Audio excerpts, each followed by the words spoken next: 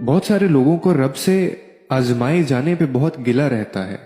मैं आज तुम्हें बताता हूं कि आजमाया जाना किसको कहते हैं। जानते हो, वो जिसको जितना ज्यादा आजमाता है उसको फिर उतना ही ज्यादा नवाजता भी है।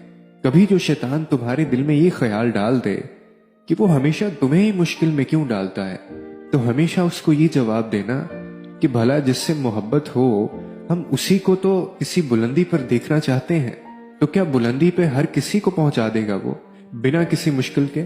ऐसा हरगिज नहीं हो सकता। उस रब को भी तुमसे मोहब्बत है, तो क्या वो हर किसी को जन्नत के दरवाजे पे ले जाए, सभी को एक जैसा कर दे? आजमाया तो वही जाएगा जिसमें वो ये काबिलियत देखेगा। उस रब ने तुम में जन्नत तक जाने की काबिलियत देखी है।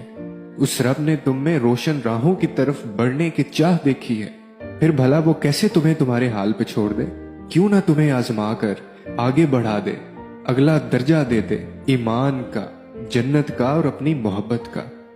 और अगर तुम्हें आगे बढ़ना है तो फिर घबराना मत। मुश्किलों पर कभी जो दिल तंग होने लगे तो उसी से हाल दिल कह देना।